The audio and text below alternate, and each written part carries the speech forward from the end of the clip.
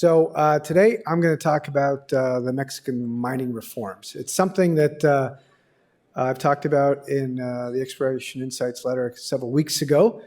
There hasn't been a lot of news out on it, but I attended a seminar by a local lawyer in Mexico about the new laws. It's still rather opaque for some, so I just thought I'd give you my opinion on it from my discussions with several companies and several lawyers.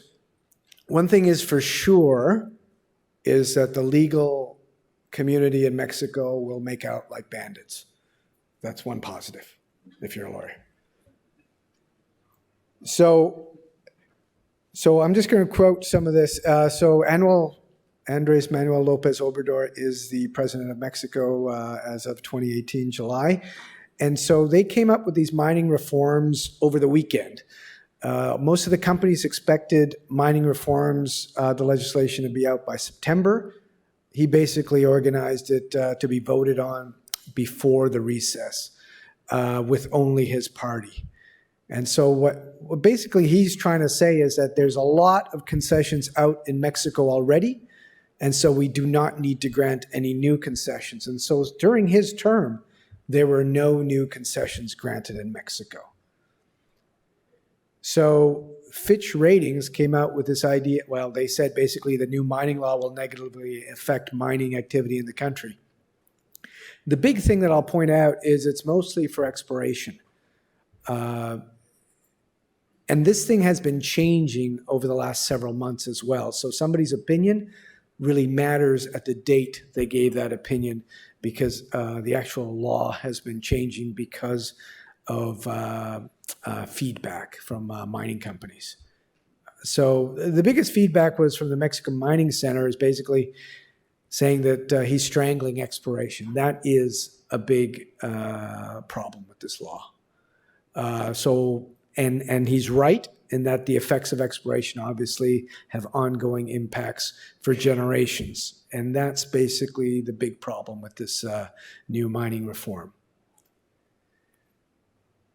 So Mexico obviously is very important. Mining is very important. It's what these guys are talking about, silver. It is the #1 silver producer globally. Top 10 lead, zinc, gold, and copper, with obviously a rich mining history that dates back to the Spanish. According to the mining chamber there, it creates about 400,000 jobs. 80% of Mexico's mining sector is concentrated in 5 states: Sonora, Zacatecas, Chihuahua, Durango, and Guerrero. About 4%, that's the graphic at the top, of its total exports are underpinned by mining products, which in 2021 amounted to about $19 billion. So it is important. It's not a minor part of the Mexican economy. So several graphics here. The graphic is the easier to do business. So this is the ease of doing business that was put out by the World Bank. So the histograms, the bars in blue, dark blue, are the actual ranking. So the lower the ranking, the better the country. And so the US and Canada are way to the left. And you can see that according to the 2019 survey, Mexico actually looked pretty good. And then in the squares are basically the 2022 exploration budget for all the countries in all metals. And so Mexico, in terms of its exploration budget, is not too far off of Chile. Much better than Colombia, even better than Peru, and better than most of its peer group in Latin America. So its peak rating, and that's the other graphic, more of a time series. Its peak rating was around the time of another party, which is the PRI, which is much more investor-friendly, but corrupt. So they had a peak rating of about 42 globally. During the time of AMLO, when he showed up, that ranking went up to 54, and it's only gotten up higher to 60. And interestingly, this survey stopped in 2019. And why did it stop? And you could look this up yourself, is Russia's ranking went from like 139 to 28 in about 10 years. And that's because they paid these guys off. So it's better to look at this as relative rather than the actual survey, because typical of most global surveys, there's a little bit of corruption in them as well. So better to look at the risk profiles segmented by political risk, economic, legal, tax, operational security risks.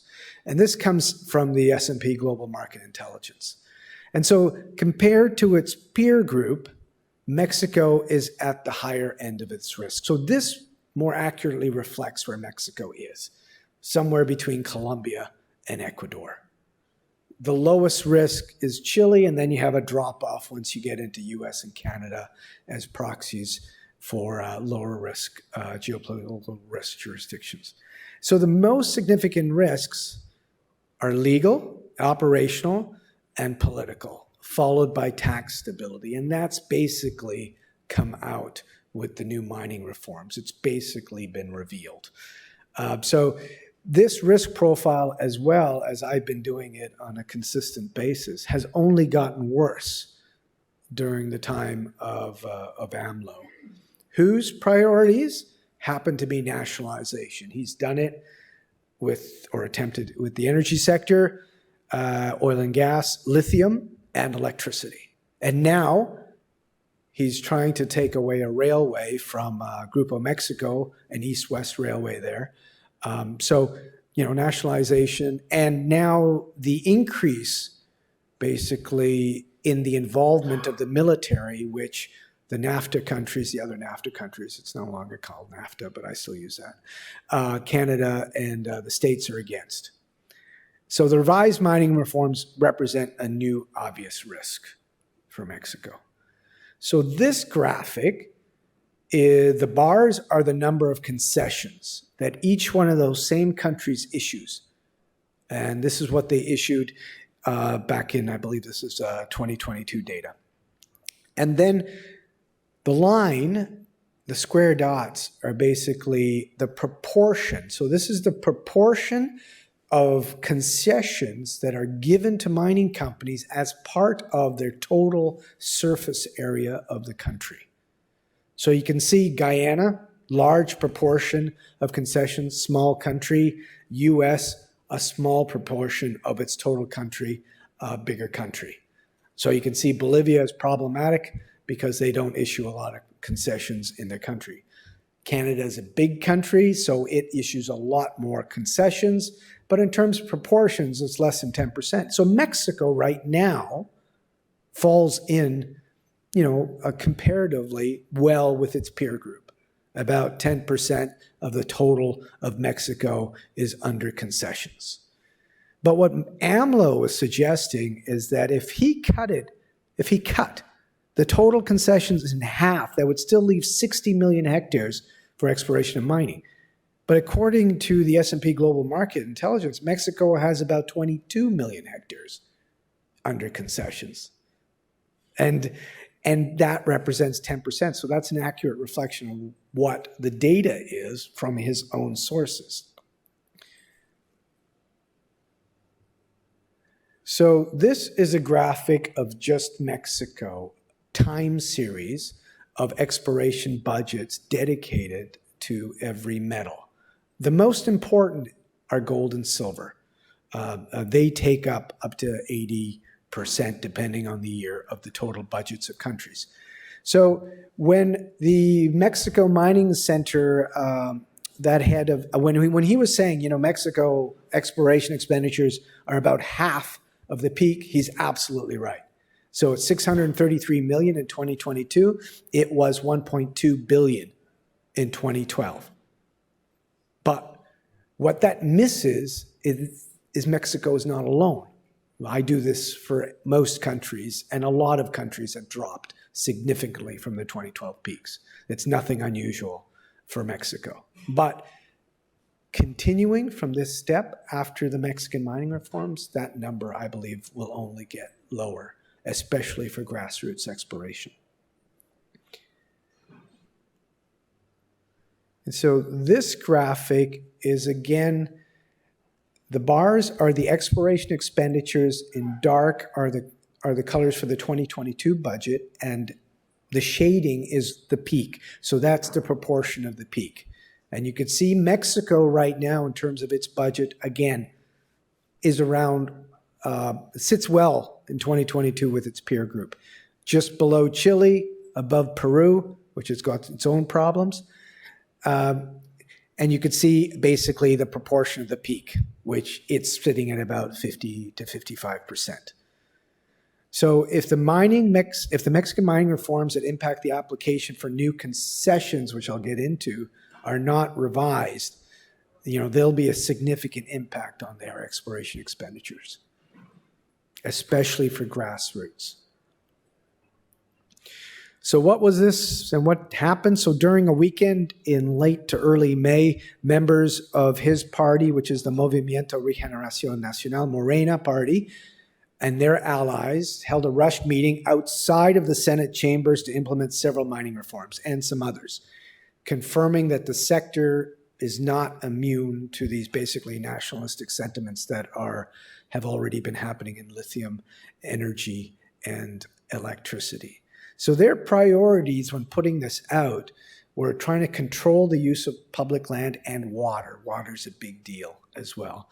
Ensuring adequate compensation for mining activities. And so some of the argument is that, yeah, maybe 50% of the country's under concessions, which I've showed you is not the case. And if we half it, the problem is only 10% of those concessions actually pay any taxes. But putting this mining reform law will not change the underlying bureaucracy. There's already a law for them to pay their taxes. Nobody's actually going out and collecting those taxes. That's the problem. So the other one is mitigating social and ecological risks from mining and financial assurances. So bonding early, not bonding when you actually have a mine, but potentially bonding under the new concessions when you're just doing explorations, when you have no idea about the mine. And then the other idea is to reduce land speculation. And that'll hit some of the big companies harder because they've held on to property longer, which would be good for a junior, but not if they have to run through the hurdles that these guys are putting in front of them.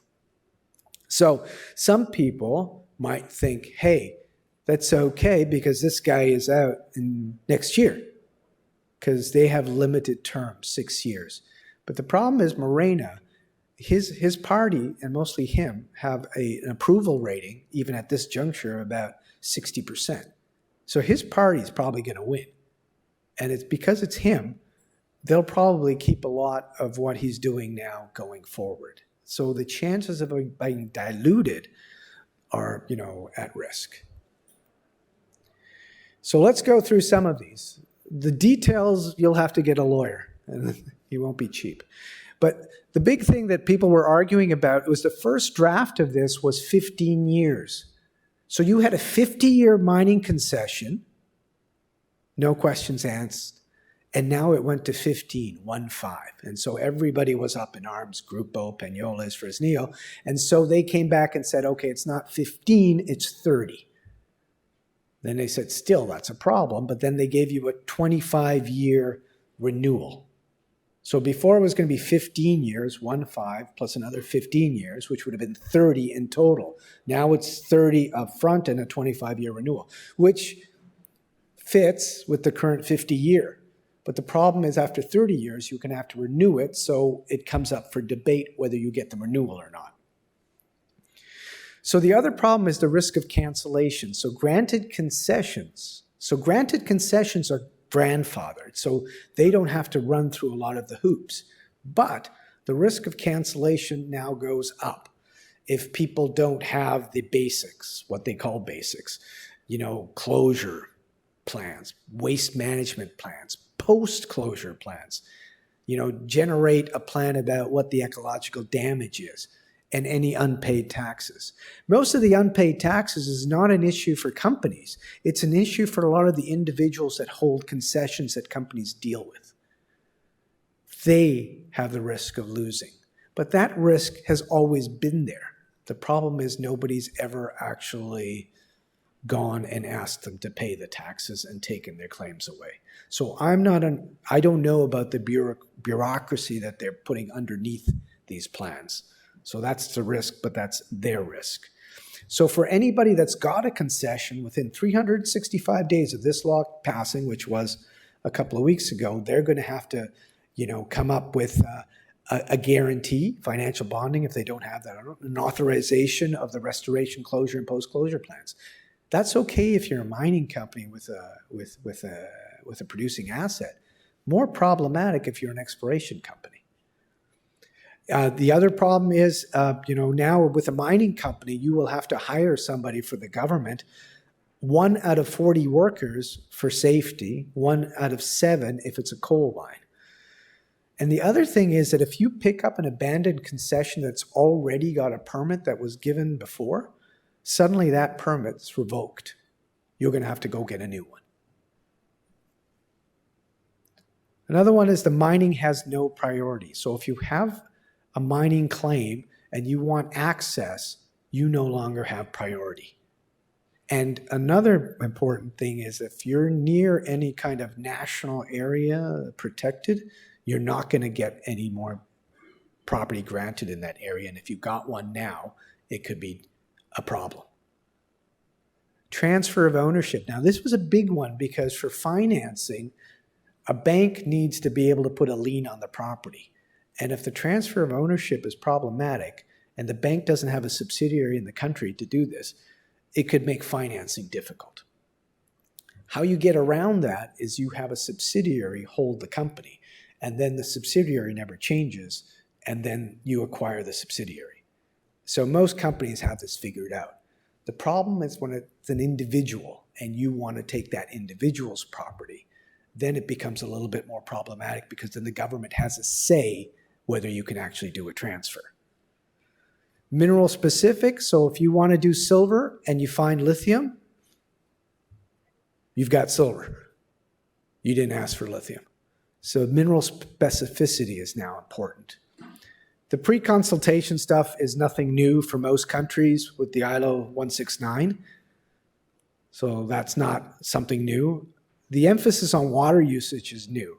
So anybody now with a concession, within 90 days, they're going to have to transfer their water concessions into this Conagua group.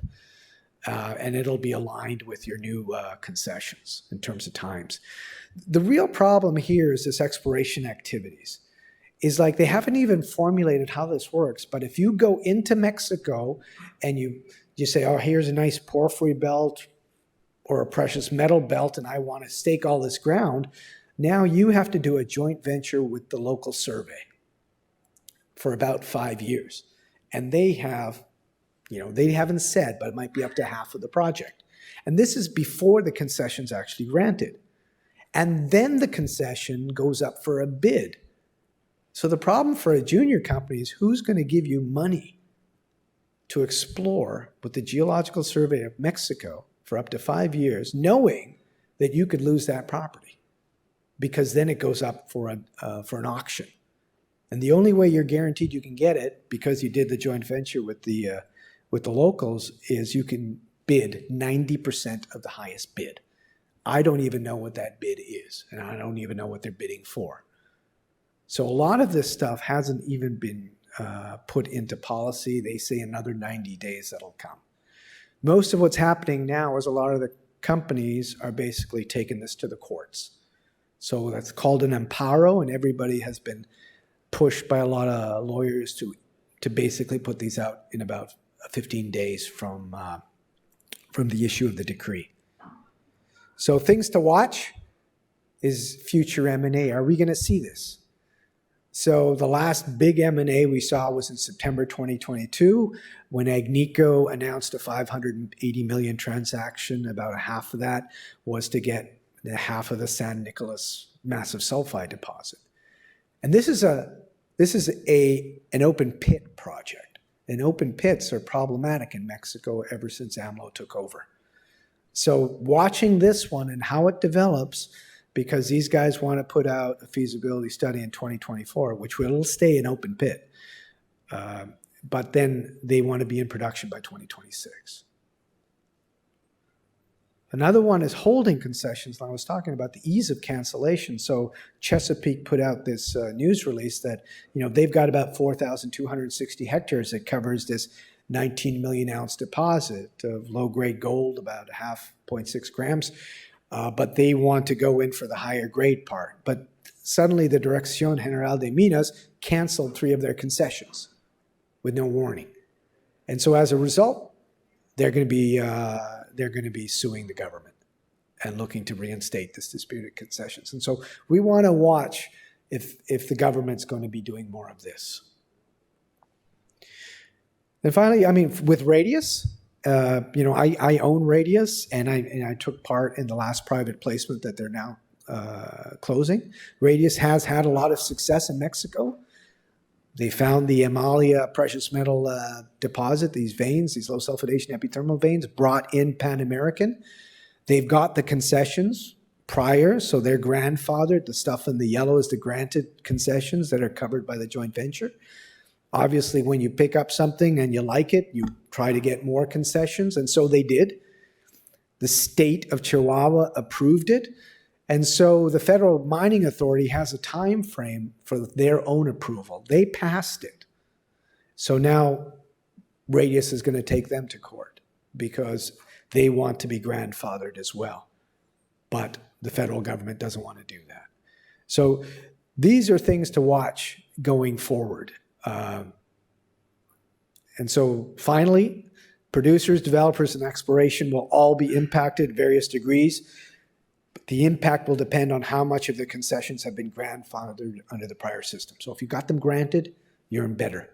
So Grupo and Fresnillo, at the end of April, they stated that these mining reforms are not going to impact their operations. And they won't, because they don't do a heck of a lot of exploration. So the problem has been that new concessions haven't been granted under AMLO since he came in 2018. So nothing changes with respect to that. The problem is going to be negotiating these deals with individuals. How's that going to work if transfer of ownership becomes more difficult? So some of those pending concessions, like I said, have already been challenged. So let's see how that goes through the courts. And the courts are definitely distinct from the government. Canada is concerned. Why? Because 70% of all the foreign investment in the Mexican mining sector comes from here. So the other problem is 1/3 of the total exploration expenditures in Mexico is spent by junior companies, which mostly gets financed here. 15% of that total is for grassroots exploration, just under $100 million. And for me, in the end, those are the programs that will be impacted the most. That's it for me. Thank you very much.